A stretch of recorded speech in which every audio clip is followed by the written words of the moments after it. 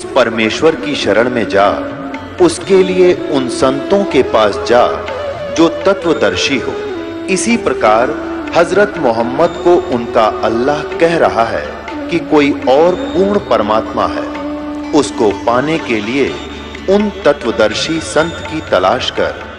वो प्रभु कौन है, ये जानने के लिए कृपया अवश्य सुनिए जगत गुरु तत्वदर्शी संत रामपाल जी महाराज के अमृत वचन।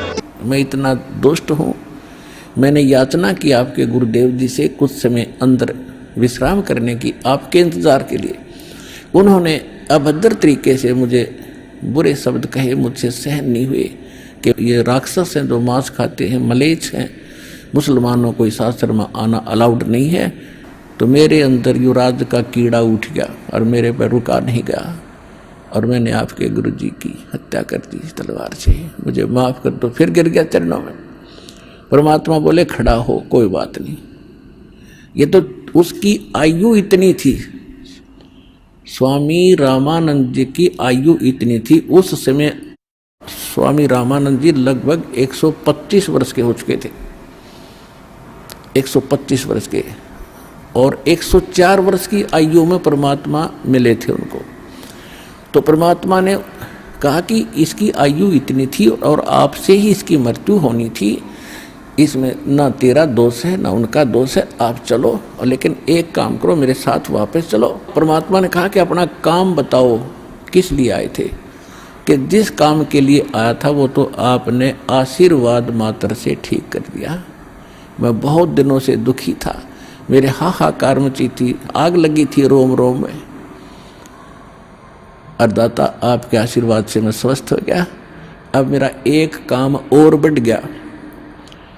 हे परमात्मा, उसको भी दया करो, क्षमा करो। तो परमात्मा बोले कि चलो, आप ऐसे मत जाना, नहीं तो हिंदू समाज बहुत बुरा समझेगा और हो सकता उपद्रव भी हो जाए।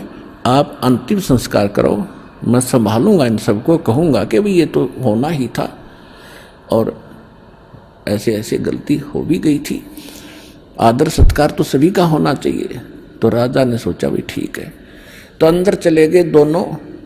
तो जितने भी 10-5 वहाँ शेष रहते थे रामानंद जी के, वो कबीर साहब आगे आगे थे, उनको देखकर भागे आए कि कबीर जी सिकंदर ने गुरु जी का मर्डर कर दिया। परमात्मा बोले ऐसी बात नहीं बोलते, संत मरते हैं कभी? अरे भले आदमी, तुमने फिर देख जाना क्या भगवान को और संत को? ये मरते हैं, ये कभी नहीं मरते। और कौन किसको मारता है, ये संस्कार अपने प्रारब्ध भोगना होता है सबको।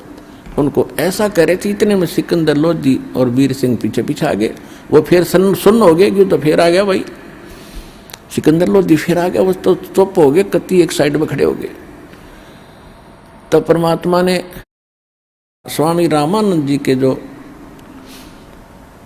2 भाग हो गए थे, गर्दन अलग और धड़ अलग पड़ी थी दूर दूर, और कपड़ा डाल रखा था, वहां खून रक्त का सरवाह हो गया था।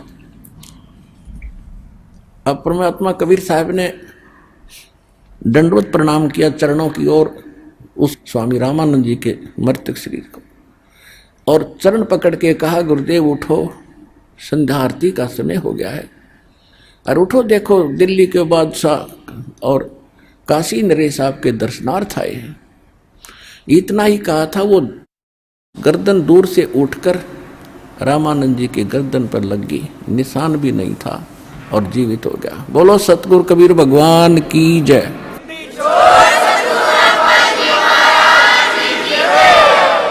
अब सामने उठते ही उसने देखा सिकंदर लोधी फिर खड़ा है, फिर लाल आंख करने लगा।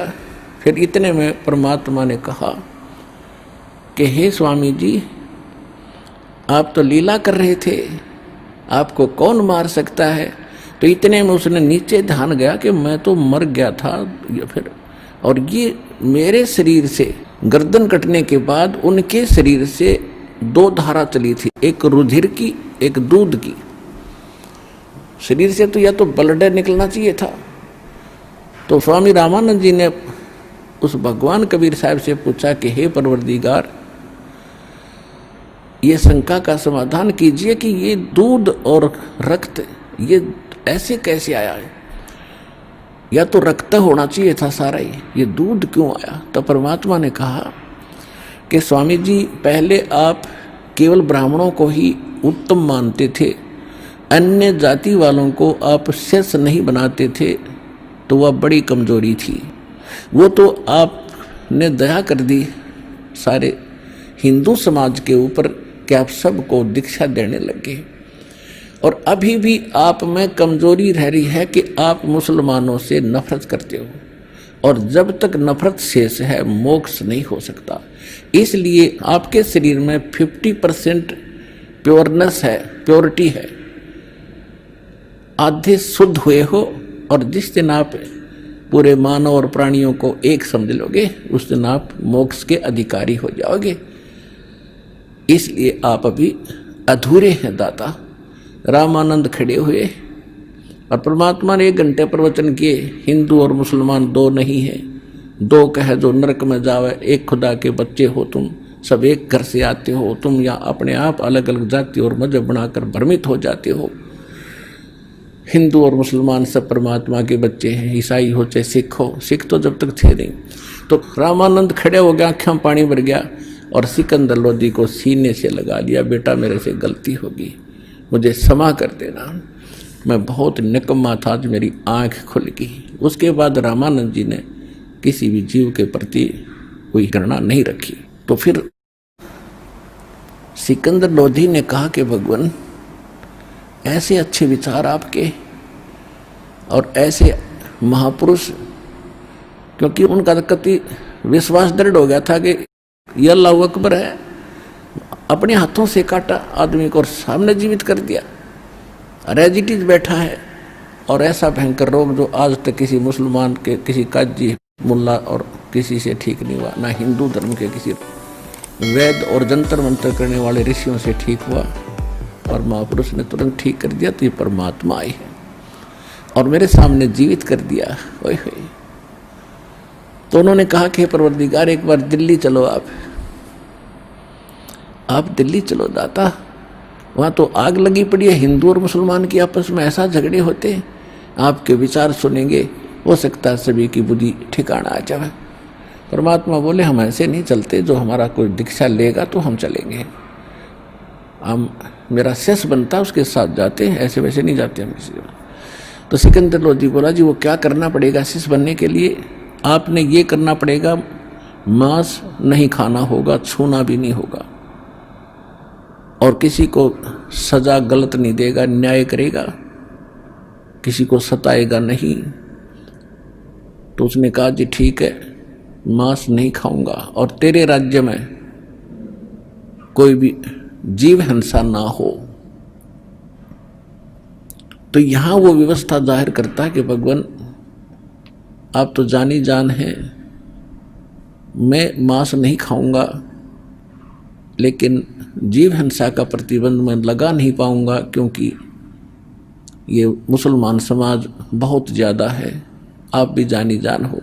तो परमात्मा ने ये कंडीशन लूज कर दी कि ठीक है, तू मांस नहीं खाएगा और कोई बुराई नहीं करेगा, बीड़ी शराब तम्बाकू हुक्का भी प्रयोग नहीं करेगा। मुसलमान हुक्का बड़ी चाव से पीते हैं, वैसे सारे पीने लगे, तो उस समय वो पीते थे, तो उसने कहा कि नहीं, वो सब मान नहीं सकते, और परमात्मा ने उनको अपना शिष्य बनाया। तो कहने का भाव ये है कि अब सम्मन और नेकी दोनों जहाँ भी जाते थे और बहनों को चूड़ियाँ पहनाते थे, तो ये जिक्र किया करते थे, ऐसे ऐसे कथा सारी सुनाया करते थे। तो वो जितनी बहनें थी वो मजाक करती थी बाद में कि ऐसे इनके गुरु होते तो इनको ऐसा ऐसा दारिद्र है इनके ऊपर, इतने निर्धन है, समय पर कई बार आटा भी नहीं होता, मांग कर ले जाते हैं, तो ये इनको क्यों ना धनी बना देता। तो उनको भी एक आदमी ने टोक दिया था ऐसे ही कह करके कि यदि ऐसे तुम्हारे गुरु हैं तो तुम्हें धन क्यों नहीं देते। लेकिन वो दृढ़ भगत थे, संसार की बातों पर विश्वास नहीं करते थे। हम मार खाते यहाँ, जैसे एक भक्त मुझे कई कहते हैं कि जी मेरी पत्नी बीमार है, मुझे रोग था वो तो ठीक हो गया, अब मेरी पत्नी नहीं स्वस्थ हो रही है, मैं किसी को समझाता हूं तो कहते हैं तो अपनी पत्नी को तो ठीक करा ले, फिर बात बताना। तो बच्चों, यहाँ भ्रमित ना होना, आप अपनी क्रिया विश्वास के साथ करते रहना।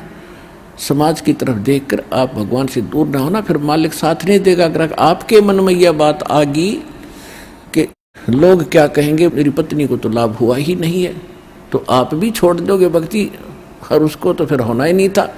तो उसकी कोई चाकरी में कमी है, उसकी कोई सेवा में, कोई मर्यादा में त्रुटि है। इस कर से जब आपको लाभ हो गया और पत्नी को हो नहीं रहा, क्या भगवान दो हैं? मालिक तो वही है। अब जैसे एक मेन पावर आई है लाइट की, बिजली की, और उसको 2 घरों में कनेक्शन है, एक के सब पंखे चल रहे हैं, दूसरे का नहीं चल रहे, कनेक्शन उसी से है। लाइट तो सेम है, बिजली तो सेम पावर की है, उसके क्यों नहीं चल रहे? कोई डिफेक्ट है उसकी लाइट में, आगे कोई कनेक्शन में डिफेक्ट है, उसको चेक करो और फिर देखो होंगे क्यों नहीं। तो इस प्रकार वो दृढ़ थे कि इनको कहने दे, हमने तो भगवान की वाणी पर विश्वास है। कबीरा सब जग निर्धना और धनवंता ना कोई, और धनवंता सो जानिए जिस पर राम नाम धन होए। फिर दूसरी भगवान बताते थे कि राम रटत दारिद्र भलो, राम रटत निर्धन भलो, टूटी घर की छान। वो सुंदर महल किस काम के जहां भक्ति नहीं भगवान। और फिर क्या बताते हैं, राम नाम रटते रहो, राम नाम रटते रहो, जब तक घट में प्राण, और कभू तो दीन दयाल के भनक पड़ेगी कान। ये फार्मूले बताए परमात्मा ने दल डांटने के लिए इस भक्ति मार्ग पर, सच्ची भक्ति पर। इनको अपना कर, इनको अप्लाई करके तब आगे बढ़ना आप सफल होगे। तो उनको ये था कि कदे तो दीन दयाल के भनक पड़ेगी कान। क्या उससे छुपा है? जब हम उसके हो चुके हैं तो भगवान से क्या छुपा है? क्या उनको पता नहीं हमारी निर्धनता और हमारे दुखों का? लेकिन हमें जो धन मिल गया है वो किसी के पास नहीं है। उनको इतना विश्वास था, वो उन बहनों की बातों पर परमात्मा के प्रति अविश्वास नहीं आने देते थे। तो इसलिए कहा कि सत न छोड़े सूरमा, और सत छोड़े पतदा, और सत के बांधे लक्ष्मी फिर मिले गया। कि सत न छोड़ना, अपनी मर्यादा पर दृढ़ रहना, विश्वास रखना। देखना खेल दाता के आन देश में